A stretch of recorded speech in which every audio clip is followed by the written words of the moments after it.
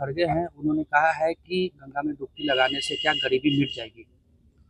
अब एक चीज साफ करते हैं कि किसी की जो आस्था है, इस लोकतंत्र है हमारा, और हमें संविधान ये अधिकार दिया है कि हम कोई भी धर्म माने, कोई भी धार्मिक कार्य अनुष्ठान करें जिससे किसी को नुकसान ना हो। तो एक लोक आस्था सनातन धर्म है, उस पर अंगुली उठाने का हमको नहीं लगता है कि मल्लिकार्जुन खड़गे जी का कोई अधिकार है। वो क्रिश्चियनिटी से प्रभावित हैं।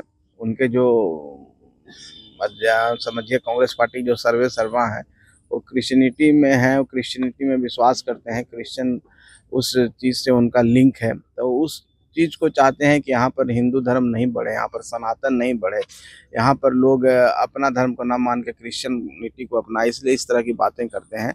ये बात कर लेने से कोई फ़ायदा नहीं होने वाला है। हमारी एक आस्था है, हमारा एक स्ट्रॉन्ग बॉन्डेज है जो हम धर्म के प्रति है, और यही धर्म ही हो जो हम लोग को एक करता है, और एक भारत का भारतीयता होने का पहचान है।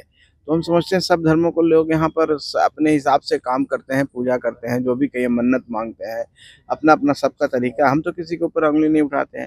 राजनीति करने आए हैं, राजनीतिक बात कीजिए ना कि आपने 40 साल देश पर राज किया, आपने क्या किया इस देश को, देश की तरक्की में क्या काम किया, देश के उत्थान में काम क्या किया। आज हम लोग की सरकार है, एनडीए की सरकार है, आज देखिए कितना विकास हो रहा है, किस तरह से देश दुनिया में हमारे देश का नाम हो रहा है। तो हम समझते हैं कि अपनी नाकामियों को छुपाने के लिए लोग इस तरह की बात कर रहे हैं। महाकुंभ आस्था का पर्व है, ये 12 साल बाद आता है। आप देख रहे हैं कि 40 करोड़ जनसंख्या वहां जाने वाली है, जैसा कि सबका आकलन है। तो ये देश के 140 करोड़ में 40-50 करोड़ लोग वो आस्था में डुबकी लगा रहे हैं। तो हम समझते हैं कि 40-50 करोड़ और 60 करोड़, पूरे 100 करोड़ 140 करोड़ जनता का अपमान उन्होंने किया, उनको माफी मांगनी चाहिए। आपके पिता हैं, जीतन मांझी केंद्रीय मंत्री, उन्होंने कहा है कि मुख्यमंत्री नीतीश कुमार को भारत रत्न मिलना चाहिए। आप कैसे देखते हैं? देखिए, जहाँ तक माननीय मुख्यमंत्री जी का सवाल है, आदरणीय श्री नीतीश कुमार जी का, जिस तरह से उन्होंने काम किया है बिहार में, और बिहार एक समय में जंगल राज के लिए जाना जाता था। बिहार में लोग आने से डरते थे, और शाम होने पर लोग अपने घरों से नहीं निकलते थे। आज का समय बदल चुका है। जैसे ही माननीय नीतीश कुमार जी ने बिहार में मुख्यमंत्री बने, आप देखिए हमारी बेटियां साइकिलों से घर से स्कूल जाने लगी, और पूरा शांति हुआ। सब लोग अपना धंधा पानी शुरू किए। बहुत सारे यहाँ पर शोरूम खुलते थे और शाम में बंद हो जाते थे। किन्हीं की गाड़ी का शोरूम खुला तो गाड़ियाँ मंगवा ली जाती थी, शादी हो रहा है तो सारी गाड़ियाँ मंगवा ली जाती थी। तो वो माहौल से निकालने का श्रेय निश्चित तौर पर माननीय नीतीश कुमार जी को है। एक भागीरथ प्रयास है, एक बहुत बड़ा प्रयास था जो एक अशांत बिहार को शांति की ओर ले गए। उसके बाद इंफ्रास्ट्रक्चर डेवलपमेंट, आप देख रहे हैं कि पहले बिजली नहीं आती थी, हम लोग छतों पर इंतजार करते थे, बिजली आती थी तो पूरे मोहल्ले में एक बार हल्ला होता था और सब लोग नीचे जाते थे सोने के लिए। अब उसी बात नहीं है।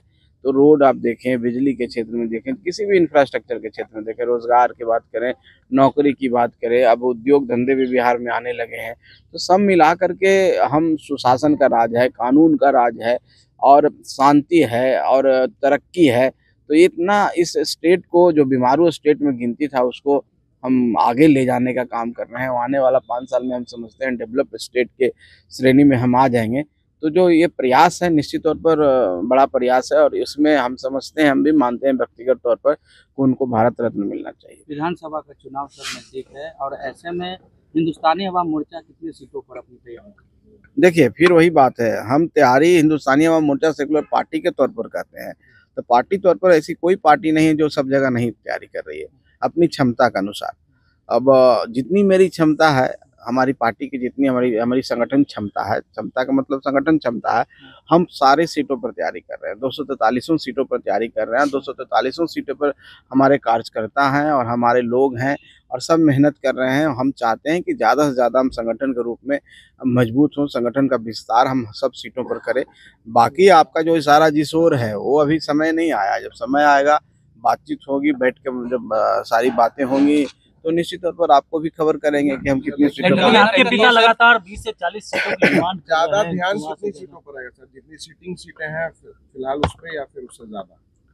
अब देखिए, आप लोग का तो इस तरह का जो सवाल है, अब इसको हम, आप इसको किस वे में लेते हैं, चाहे हम इसको किस वे में ग्रहण करें, आपकी बातों से तो कुछ अलग ही बात झलकती है, हम उसको अभी मीडिया में नहीं बोलेंगे, लेकिन इस तरह की बातें नहीं करें, अच्छा रहेगा। हम लोग सब समझते हैं, राजनीति में हैं, हम इतना ही कह देते हैं कि किसी गठबंधन में है तो विश्वास के साथ है, किसी गठबंधन में है तो विचारधारा के साथ हैं, और जब विचारधारा एक हो, जब जनता का सेवा करने आए हैं, तो कुछ लोग चक्कर में रहते हैं कि हमको कहाँ से फायदा हो जाए।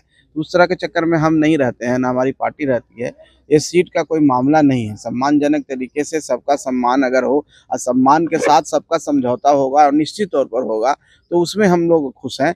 बाकी जहाँ तक बात होगा, ये बात आपको कहने की जरूरत नहीं, हम लोग बैठ करके आज शांति से सब काम कर लेंगे, इसमें कहीं पर कोई इफर्ट नहीं है। मंत्री जी चाह रहे हैं कि चिराग पासवान को जितनी सीट मिले उतने आपको भी सीट मिले बिहार में। ये कौन कह दिया आपको? कोई तुलना ही नहीं होता है, हम लोग क्यों तुलना किसी से करें? अब सब अपनी अपनी अपनी बातें करते हैं, हम अपनी बात करेंगे, जब हम बैठेंगे तो अपनी बात करेंगे, हम किन्हीं से तुलना क्यों करेंगे? ये तो बात सही नहीं है। और जहाँ तक चिराग पासवान जी की बात है, चिराग पासवान जी भी अपनी पार्टी के लिए काम कर रहे हैं, अपनी पार्टी को आगे बढ़ाने के लिए कर रहे हैं, हम भी अपनी पार्टी को आगे बढ़ाना चाहते हैं। ये समय का फेर है, समय आएगा, धीरे धीरे सब हो जाएगा, आप निश्चिंत रहिए, आपको कहीं परेशानी नजर नहीं आएगी, सब आपको स्पष्ट कर दिया जाएगा। एक सवाल है सर कि मुख्यमंत्री नीतीश कुमार के बेटे निशांत कुमार को जो है वो राजनीति में एंट्री उनकी होनी है होली के बाद, ऐसा कहा जा रहा है, संभावना जताई जा रही है। आपको क्या लगता है? अब संभावना पर हम क्या बात करें, इसकी तो कोई जानकारी न मुझे है, और जिस दिन जानकारी होगी आपको स्पष्ट कर देंगे। और कोई भी व्यक्ति आज़ाद है यहाँ पर राजनीति में आने के लिए, कोई काम करने के लिए। तो माननीय नीतीश कुमार जी के जो बेटे हैं वो भी इसी समाज के हिस्सा हैं।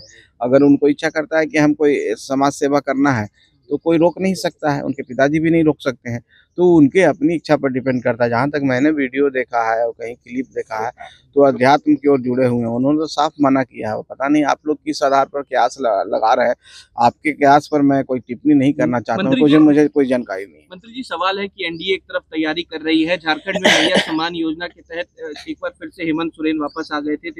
अगर उनको इच्छा करता है कि हम कोई समाज सेवा करना है तो कोई रोक नहीं सकता है, उनके पिताजी भी नहीं रोक सकते हैं, तो उनके अपनी इच्छा पर डिपेंड करता है। जहाँ तक मैंने वीडियो देखा है और कहीं क्लिप देखा है, तो अध्यात्म की ओर जुड़े हुए हैं, उन्होंने तो साफ मना किया है। पता नहीं आप लोग किस आधार पर कयास लगा रहे हैं, आपके कयास पर मैं कोई टिप्पणी नहीं करना चाहता हूँ, मुझे कोई जानकारी नहीं। मंत्री जी सवाल है कि एनडीए एक तरफ तैयारी कर रही है, झारखंड में भैया सम्मान योजना के तहत एक बार फिर से हेमंत सोरेन वापस आ गए थे, तेजस्वी यादव भी माँ बहन योजना की बात कर रहे हैं, क्या लगता है इससे फर्क पड़ेगा बिहार की राजनीति में?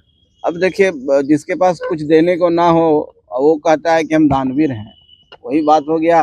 तेजस्वी यादव जी ने घोषणा कर दिया, देंगे कहाँ से, हैं क्या चीज वो मुख्यमंत्री हैं क्या? तो हेमंत सोरेन ने किया, हेमंत सोरेन उस समय मुख्यमंत्री तो उन्होंने दे दिया चुनाव से पहले।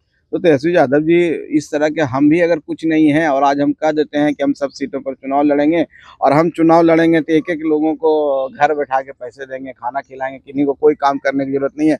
आप पत्रकार बंधु जितने हैं सबको हम 50-50 हज़ार रुपये महीने देंगे, तो कह देंगे आप लोग सब वोट दे दीजिए हमको, हम चुनाव अकेले लड़ने के लिए तैयार हैं।